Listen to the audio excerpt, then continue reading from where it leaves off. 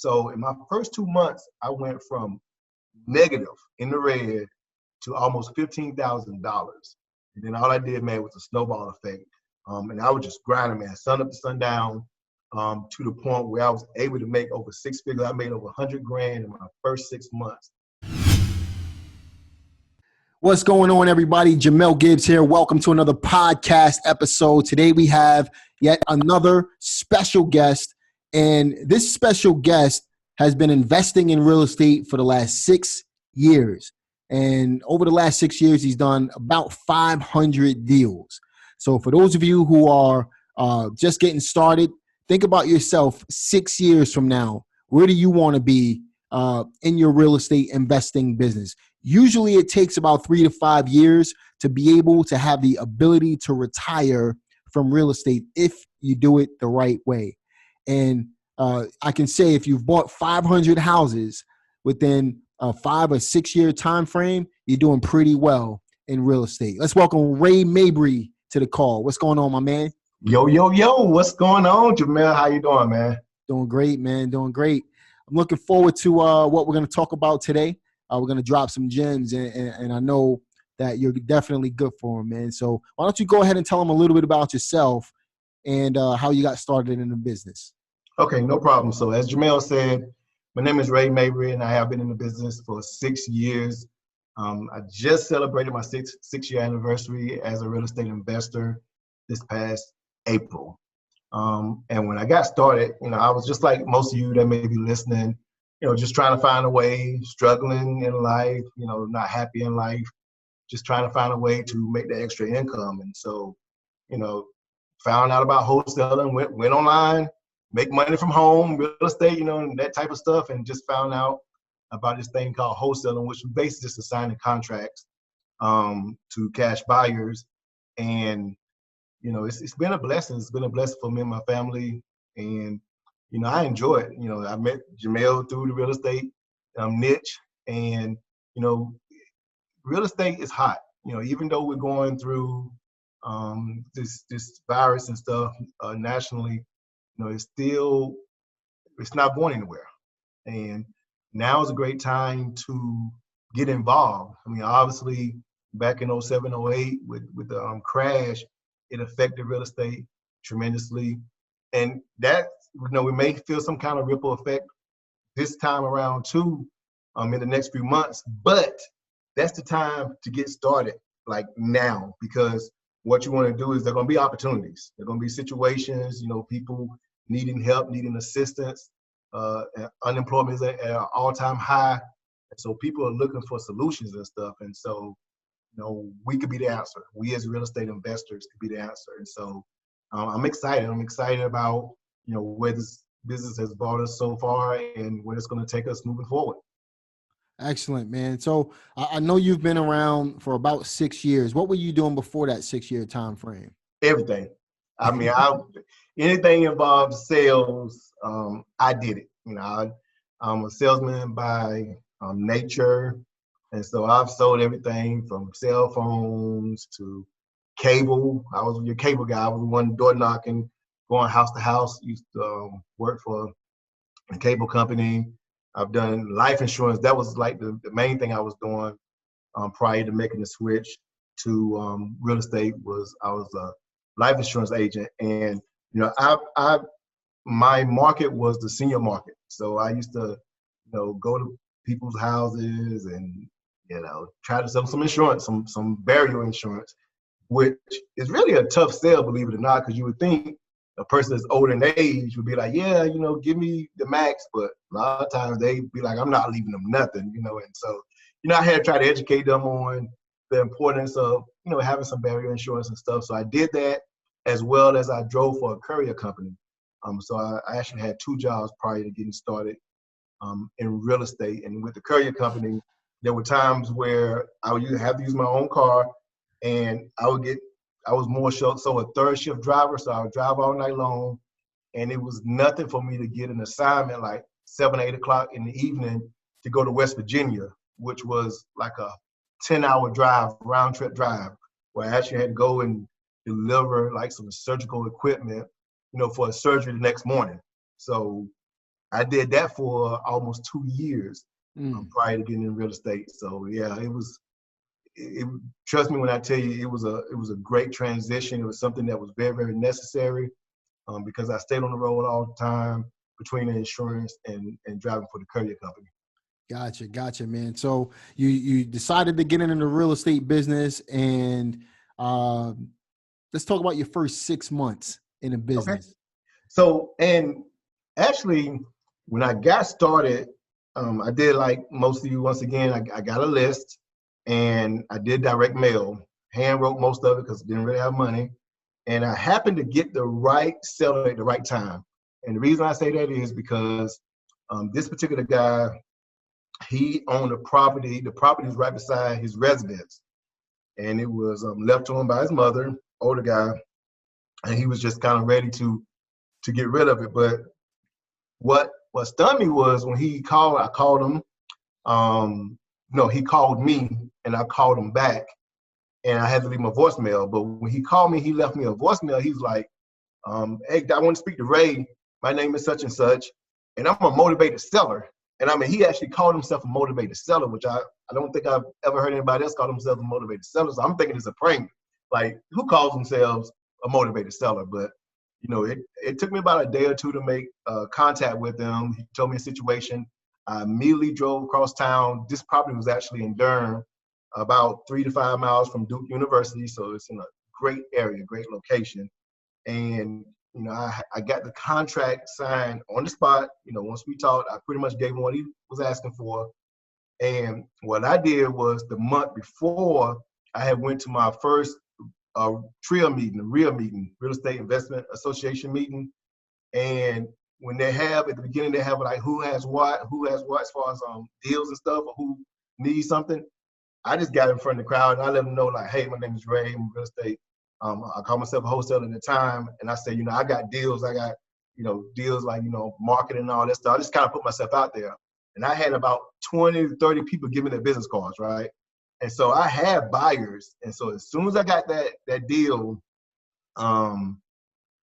it was, I called like the first 3 people I called, 2 of them wanted to see it immediately.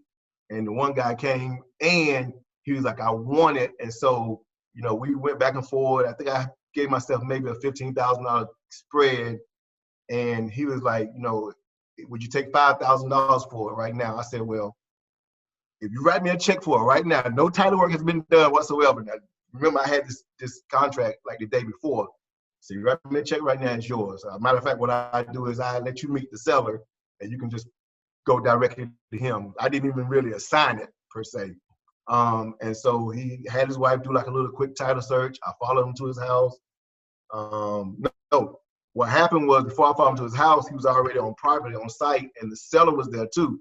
So I went ahead and let him and the seller go in the contract. Like, I wouldn't advise doing this, guys, because I had to trust his buyer to honor his word, because he could have had a contract directly with the seller and I would have been out. So don't do that. Always protect yourselves. But long and short of it, followed him to his house. He wrote me a check on the spot, and that's my first $5,000. So imagine going from, like, I was actually in the red the month before to having a $5,000 check. Like, it was real. And so my wife came home from work and I showed it to her and she thought it was counterfeit and everything. And so, you know, I had to convince her what it was.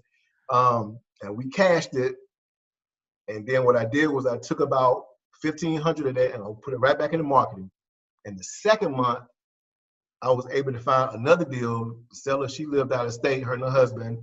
And I actually had to drive to the DC area to meet with them to get the contract signed, because they wanted to kind of wait until they came back down. I said, no, I come to you. So I actually got on the road and drove over 4 hours to get the contract signed from these sellers. And I got that deal done the second month, and that was for $9,500. So in my first 2 months, I went from negative in the red to almost $15,000. And then all I did, man, was a snowball effect. And I was just grinding, man, sun up to sundown, to the point where I was able to make over 6 figures. I made over $100,000 in my first 6 months wholesaling, just grinding, man, going hard, sun up to sundown. Because remember now, I'm coming out of brokenness. You know, I'm coming out of lack and debt and all that stuff. So, man, that was my motivation. And, you know, I just kept going and going and going to the point now where, you know, I still go out and I still, you know, go to properties and stuff at times, but that's by choice now. You know, before I had to go do it, but now I do it because I enjoy being out in the community. Now I'm not going anywhere now because of this virus. You know, we're gonna do everything via, you know, FedEx and UPS and stuff and on the phone. But all in all, man, you know, I mean, that's my story, man. So I was able to get my first deal done within 30 days of getting started, but that normally does not happen. All right, it normally doesn't happen. But as I stated before, I found the right seller at the right time. Awesome, man. So, you know, you made $100,000 in the first 6 months. How did you end up by the end of that year? Your first 12 months. Okay, profit wise, because this was in April when I got started. So profit wise, it was somewhere right around 120, give or take. You know, so from April to December of 2014, yeah, made about 120 grand. So that's about $40,000 per quarter, roughly. Mm-hmm. Excellent, man. Great way to get started. I wish I had that same story, but I didn't. Exactly, man. Exactly. And two, because, you know, of course, when the holidays come around, things kind of slow down. So I was trying to go even harder and harder, but it still slowed down. I could have made more, but, you know, just because of the holidays and stuff, you know, some deals carried over into the new year. But yeah, I made about 120 grand within with the rest of that year. What was your average profit per deal like? I don't know the numbers. Like I know the first one was 5,000, then the second was 10, but they range, man. I know I did have a deal for my first virtual deal, which was in Alexandria, Virginia. That was a $30,000 deal. Yeah. So let's talk about that. So how did you end up doing virtual wholesaling when you started off? Okay. So my thing is, if you notice, like I said, with that second deal, you know, being that I drove for a courier company, I don't mind getting on the road. And so what I realized, the more I marketed, I'm in the Raleigh area. You know, I did that year alone, I probably did about 5 or 6 deals in Durham, which is, you know, right beside Raleigh. Raleigh itself, I think I may have done like one deal in Raleigh. And so I'm saying like, okay, I need more deals. And so being that my wife, she was from Alexandria, Virginia, you know, we would go up there and visit all the time. And then I would hear about the DC, Maryland, Virginia market, DMV. And so when I would go up there, I would just go and drive for dollars and I would do research and stuff. And I was like, wow, this is a hot market. So what I did was I got a list and I just started advertising and marketing to Alexandria. Alexandria is a super, super hot area too, Northern Virginia, which is outside of DC. And this particular seller, the one I got the $30,000 deal on, he stayed in Baltimore County, and this is another inherited property. And, you know, he was kind of one of those types where he didn't like to talk on the phone. So it took me like several weeks just to get him on the phone. When I got him on the phone, I had to, of course, get him to agree to drive from Baltimore to Alexandria to meet me at the property. And, you know, he was like an hour and a half late. So mind you, the guy didn't answer his phone, and he's an hour and a half late. I drive up to Alexandria from North Carolina, which is like a 4-hour drive from where I live. And so I'm like sweating because I'm like, I know this guy's not going to no-show me. You know, being in sales, you have what you call a no-show when that means the person don't show up. But I stayed there and waited, man. I was going to wait there all day long. I tried to call him like 10 times. Obviously, his phone was turned off. And he finally came. And when he came, man, we had like the best conversation. It was like a 3-hour meeting, which normally, you know, I tell people you don't want to meet that long, but I had to get that deal done. He didn't. He signed on the spot too. He did sign on the spot. And then of course the next challenge was to get him to closing, which we had to drive back towards the Virginia area to get the closing done within, I think I had this property sold, it was like 14 days.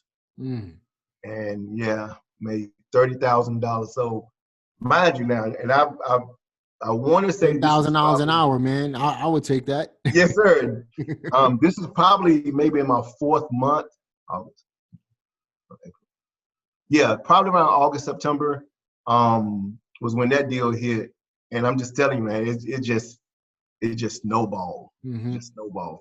And so to answer your question about virtual wholesaling, I just started looking outside my area because one thing I realized is, I go where the deals are. Mm-hmm. I don't try to force anything.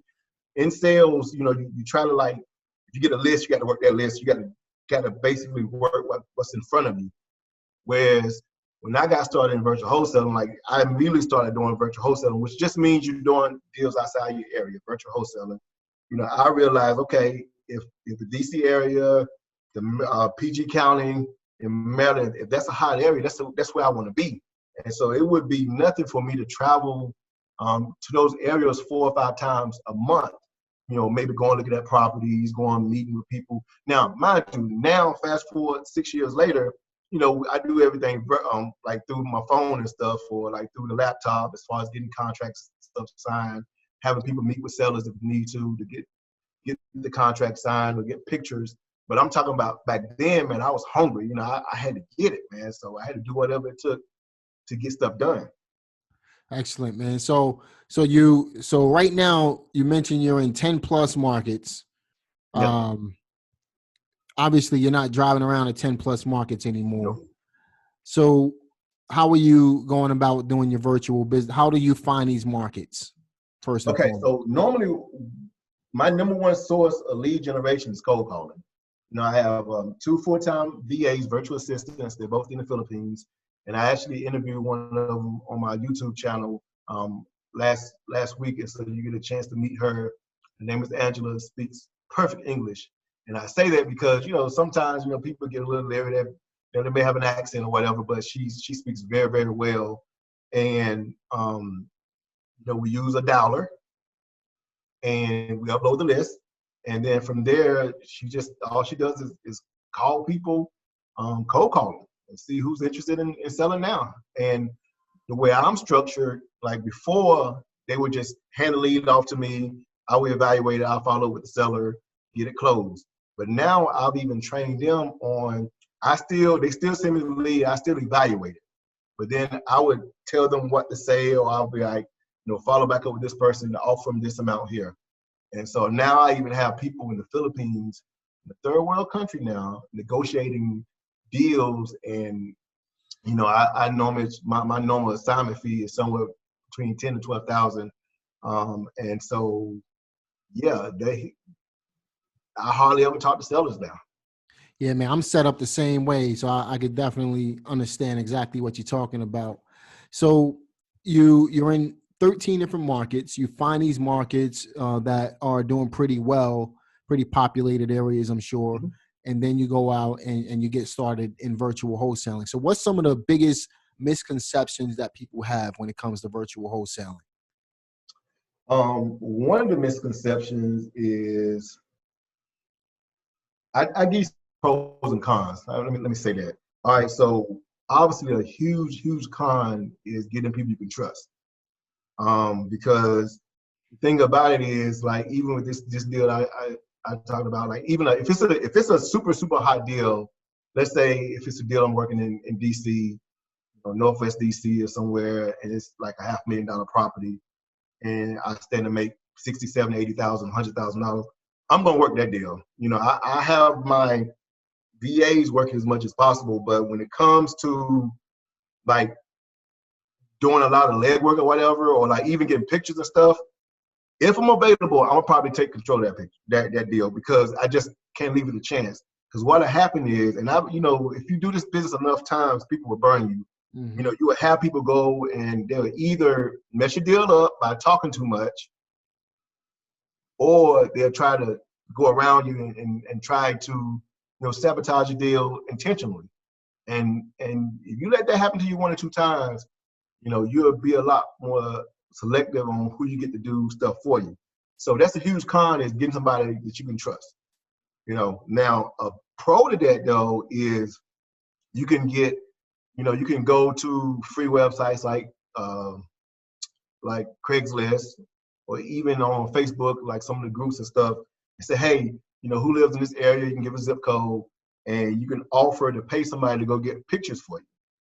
A lot of times, if I need to get a contract signed, I will send them a contract via email, or I'll FedEx it to them, or we would have a mobile notary, a local mobile notary, go meet with the person. So that's another part, another component to having a virtual wholesaling deal, as far as having people to go do a lot of legwork. So that's a huge pro as far as like having people that's in that local market do things for you. Something else too is, just trusting people. That's going to be the biggest thing that I would say that's going to be your biggest obstacle when it comes to being in multiple areas. Because, I'm a straight shooter. I'm somebody that's going to be straight up with you. I'm going to let them know what it is, let them know what the expectation is. But a lot of times people are not going to tell you the truth and not going to be straight up. And so when you realize that you have to sift through a whole lot of, crap sometimes to find the legit people. And so that's just another challenge, is finding somebody that's going to actually do the work. But all in all, and then too, like a lot of these areas that I do deals in, I may have a student that I've dealt with before in the past that I built a relationship. So sometimes they can do some of the work if they're available. And so, yeah, that's something that works for me though, as far as just building relationships. That's something that you have to make sure that you have in place when it comes to virtual wholesaling, because it's about trust. You got people doing a lot of work for you, and you got to be able to trust them. That's right, man. So, when we're thinking about virtual wholesaling, obviously you started off as a local investor. Most people look at the virtual wholesaling world, okay, and they say, it may be kind of difficult for them to grasp how it actually works. Or they may say it's way too much for me to handle. How did you make that mental shift from going local to virtual? Knowing that I couldn't be everywhere at the same time, for one, and then I was doing a lot of volume, a lot of deals and stuff. So, I just knew I needed help. And so what I started doing was, as I stated before, like I would reach out to local investors and, kind of see who's available to help. For the most part, most people were very, very helpful and willing. And of course you pay people, you compensate people for their time now. So I'm not asking for any handouts. And then too, like if somebody like had a buyer or something, I would give them a percentage of the deal. If they bought a cash buy into the deal that closed on it. And so that mental thing though was, just me knowing that like I need help, and knowing that, there's people out here that's willing to help you. So you just got to put yourself out there and say, hey, who's available to do this, or who can do this, or who's familiar with this area. That's another thing too, because being in 10 different markets, I got a firm grasp on them now, but I didn't know like what the hot pockets were, the hot spots were, a lot of times. And so I have to lean to local investors or local realtors to see about getting help, getting comps and stuff on particular properties. But yeah, it's just kind of putting out that information and data together and packaging it to where, you can like confidently know that you're giving the seller a fair price and you're marking the property up at a fair price. And, of course the buyer is getting a fair price as well. I say it's a win-win-win situation. Yeah, that's right, man. That's right. And that's basically what real estate is all about, right? Just creating win-win situations for everybody, right?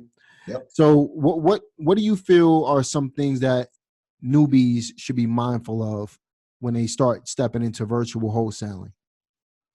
Okay, so obviously I know, and this sounds a little cliche-ish, but you don't know what you don't know. So first and foremost thing, before you do anything, you have to get like some type of coaching, some type of training. You got to, because a lot of times people will oversimplify this business, make it super, super simple. Oh, all you need to do is this or this. There's a lot of moving parts to this business, even though it doesn't require a lot of money out of pocket to get deals done. Sometimes you can get deals done with no money. The flip side is it does cost money, the travel, market, and all that stuff.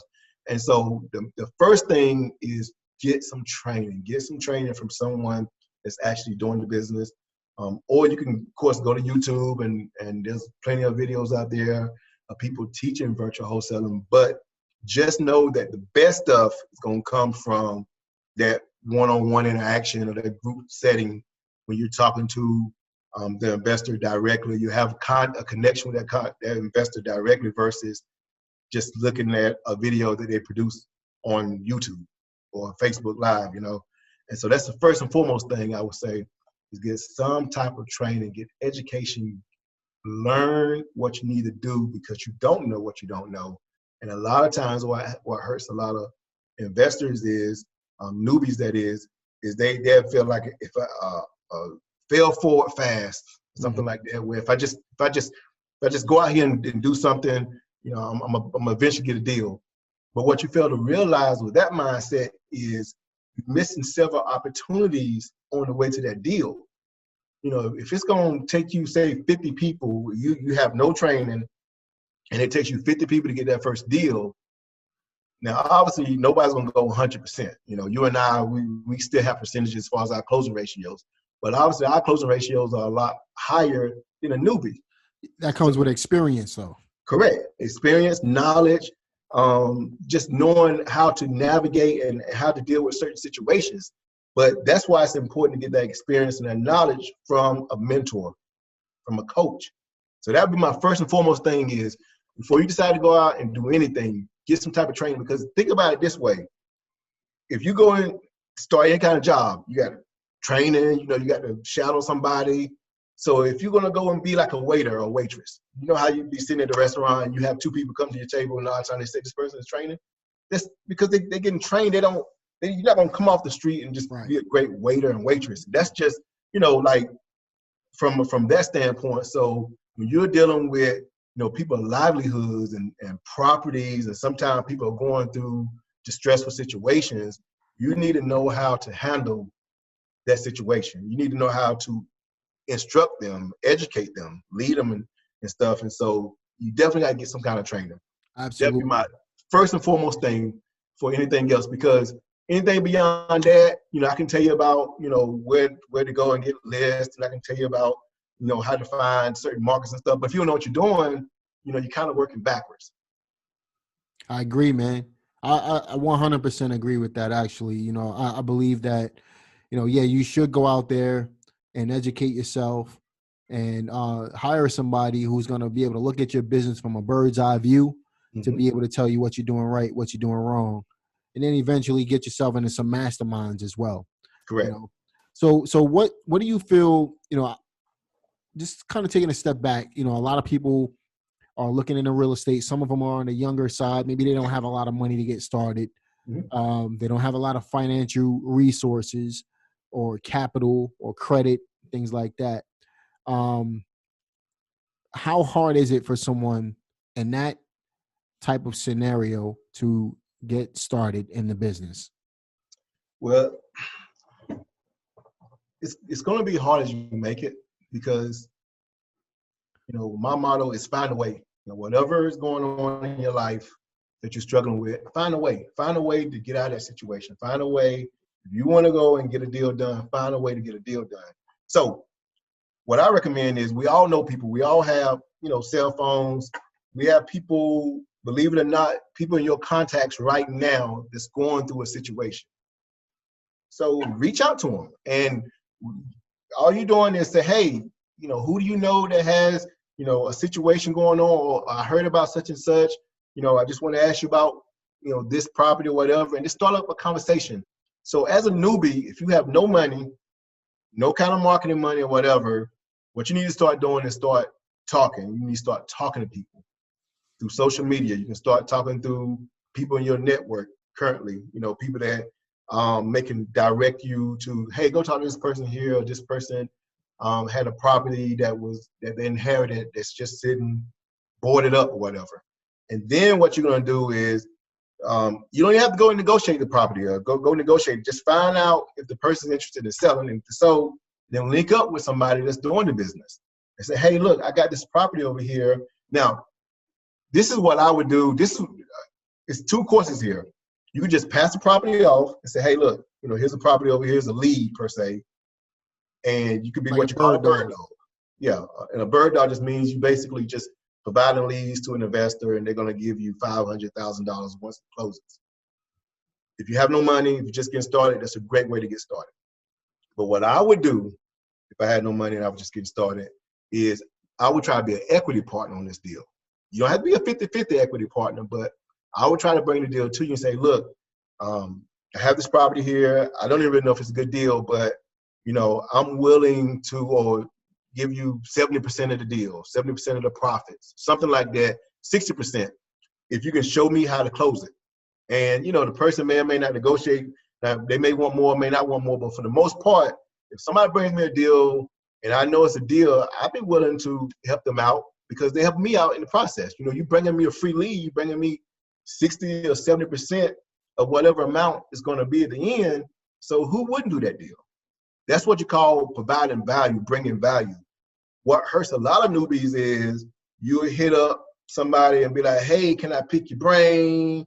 Hey, how do you do this? You bringing zero value to that person. And so now that person is looking at you like a nuisance or like somebody that's trying to freeload per se. I mean, it's just how it is.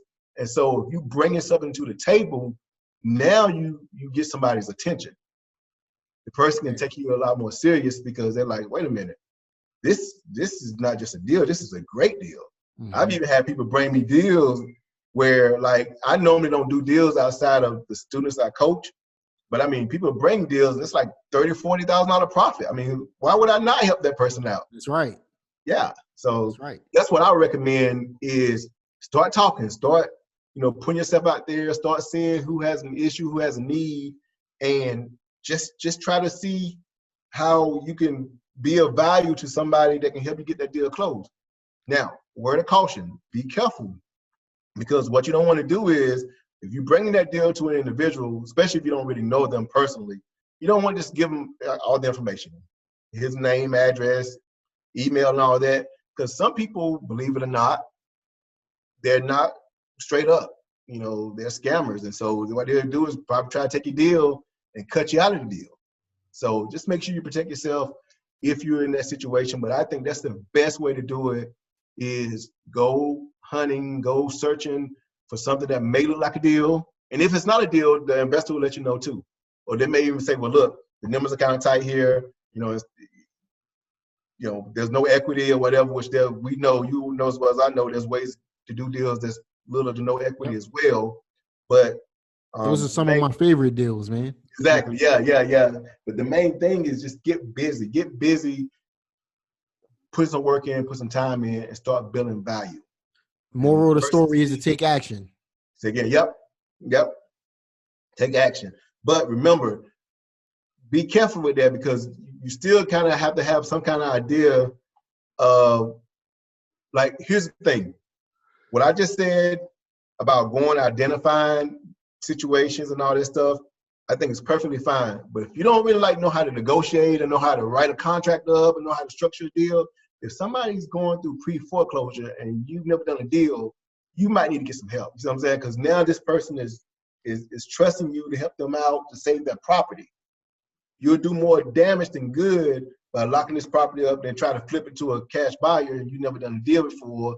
Now you realize you're in the property too high. It might need to be a short sale and all this and all that. Now you wasted 2 months or 30 days and the person ends up losing the property and nobody wins in a situation like that.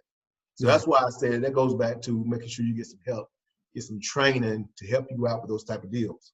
For sure, man. So let's provide our listeners with a 3 to 5 step process on what they need to do to go from where they are right now to getting their first deal done. Okay. So the first and foremost thing is mindset. Of course, you got to talk about mindset. You got to commit. This is a business. This is a business, people. So, if you treat it like a hobby, you're going to get hobby results. All right. So get your mind right. Make sure this is what you really want to do first and foremost. I will say start educating yourself. Second thing is start educating yourself about the industry. You can go to YouTube. You can follow people on Instagram, follow people on Facebook, and start kind of like familiarizing yourself with who's doing what. Now, another word of caution, everything that glitters is not gold. You're going to have people that's going to make it seem like this is the easiest thing ever. It's not. Okay, so just be careful. Be careful who you follow, who you get information from. That's number 2 thing. The third thing, all right, so mindset first, get your mind right. Second thing is start doing research, start finding out about the industry. If this is something you even really want to do. Wholesaling is not for everybody. Once you decide this is what you want to do, get some training. Connect with somebody, invest in training, whatever. Sometimes people say, hey, would you train me for free? And I split my first such and such deals with you 50-50. Some people may take you up on that. Most people won't, but that's still, you won't know until you ask, but get some type of training. All right. Now, in addition to getting the training, one thing that I hear about that kind of trips me out in these groups is they guru bash. Guru. Mm-hmm. Yeah. This guru ain't this, the guru ain't that. This guru take off. But what people never address is sometimes the students are not that great either. Like they don't listen, And so make sure you are a good student. Make sure you follow that person's lead. You show up, you go the extra mile, you help make their lives easier. Even though they're training and coaching you, you want to help make it easier working with you. Let's stop there for a second, Ray. I want to talk about this for a minute because, man, that's one of my pet peeves when people go out, and I don't consider myself to be a guru. You probably don't either because we're active investors. But what one of my pet peeves is when people go out there and they talk about these educators, but they're not actually doing what they need to do to make their business better either. So they point the fingers basically rather than pointing back at themselves and seeing where the real problem is coming in. And in addition to that, they guru bash, but without the information that the guru, the quote unquote guru, is putting out there, how would anybody succeed? That's my stance from day one. Like a lot of people can say Carton Sheets was some, a lot of people came from under Carton Sheets, or Ron LeGrand down in Jacksonville, Florida. A lot of people came from under him, and Robert Kiyosaki. Of course, people rich dad poor dad. They read this stuff. So believe it or not, like a lot of this information that you're exposed to, it came from somebody that set the foundation. It came from a guru. A lot of this information, and so just because you're having a success, or you may have not had direct contact with that individual, doesn't mean that they're like Dan Kennedy. Everybody knows who Dan Kennedy is when it comes to marketing. Like a lot of people have come from under him, and so that being the case, it would be crazy to bash him, regardless of what you think about him personally. I don't know him personally, but the guy he's changed the industry. And same thing with a lot of gurus that has come before us, in the real estate industry. You got to show some kind of appreciation. You may not like that person individually. You may not like how someone may flaunt and be too flashy or something for you. That's fine, but take the information. Are they providing value? Are they giving you good, solid foundational information? And if so, take what's for you, and what's not for you, put it to the side. But some people got more time on their hands than anything else. They're gonna find something wrong. How they said everything. Haters gonna hate, man. all the time. And it's like I never ever get involved in those type of debates. Even if the person has a valid point, even if the guru quote unquote didn't honor their word, or they said something that's a little controversial. Hey, I don't partake in those type of debates because I'm out here trying to get the bag. I'm out here trying to.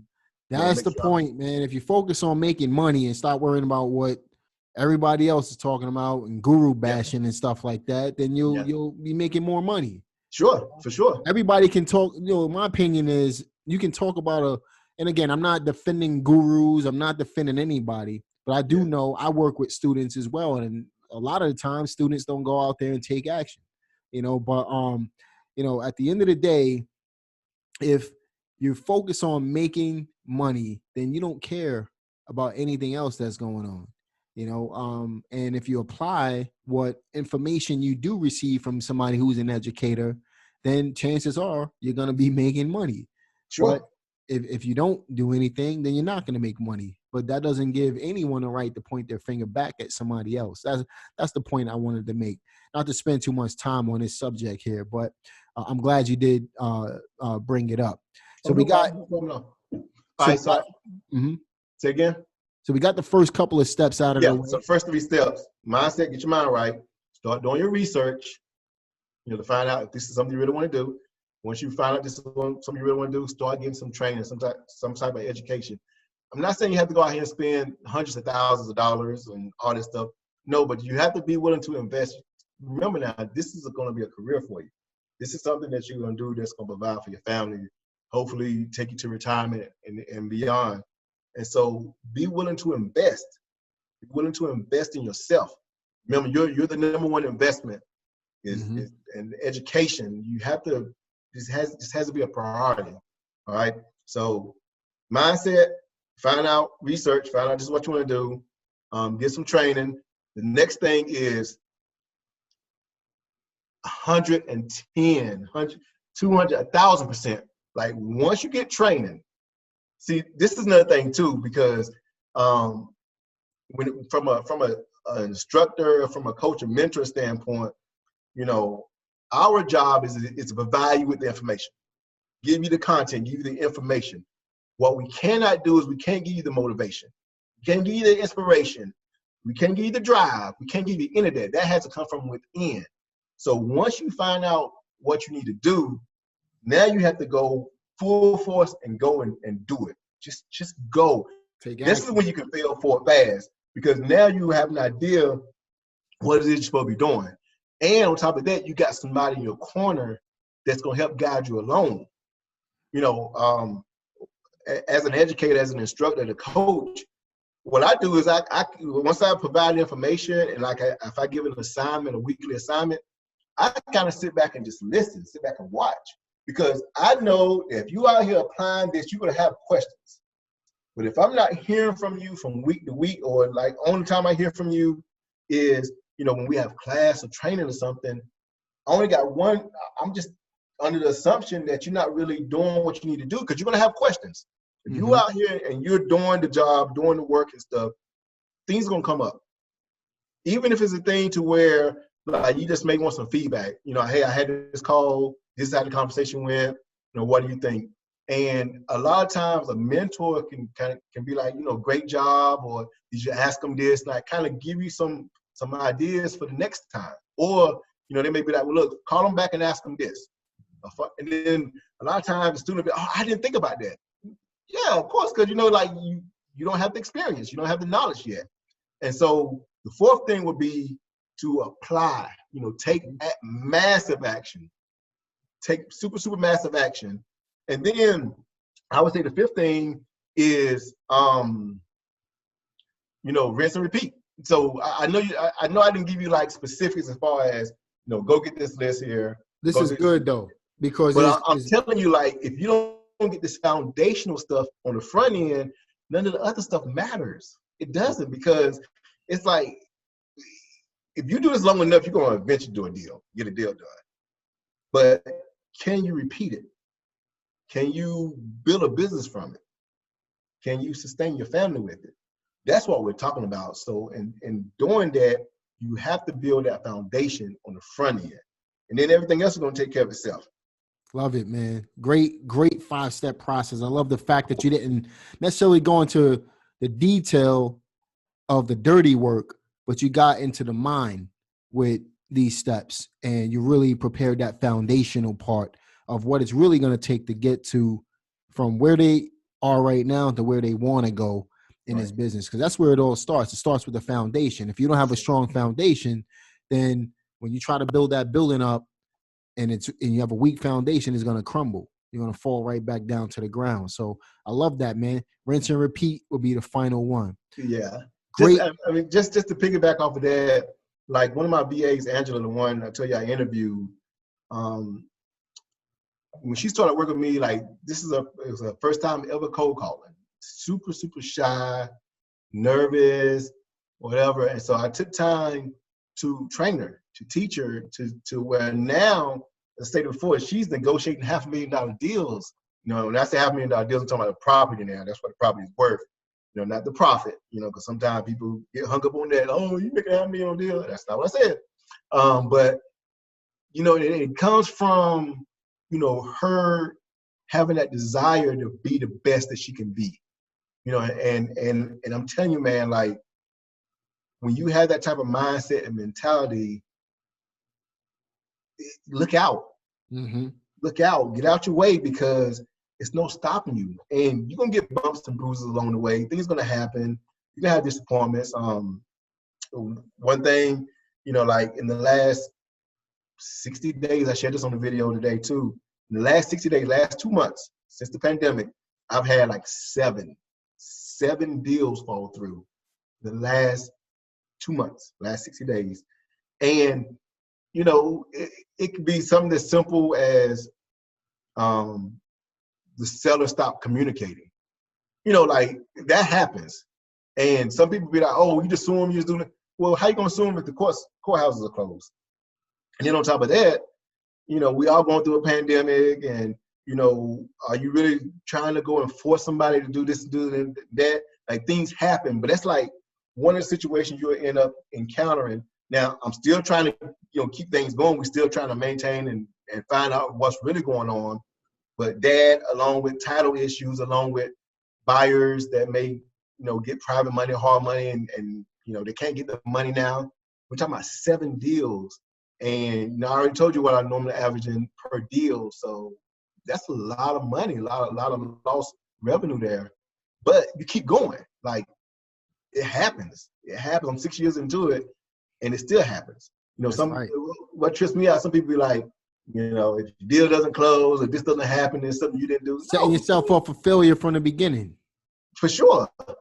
For sure. Things gonna happen beyond your control all the time. If you say something like, hey, I'm going to try this, and if I don't close a deal by this date, then I'm giving up, you're setting yourself up for failure mentally before you even get started, without even knowing it. Sure. Yeah, I hear that all the time too. You know, when you talk with students and you know, maybe like kind of go through and kind of find out, you know, if a person is interested or really going to be committed. When people start talking that way, it's a red flag. I'm going to try this. I'm going to try that. You know, who was it? Yoda said that there's no tries to do. There's no tries do, or something like that. I think it's Yoda. Tries to fail. No, I think it's like there is no try.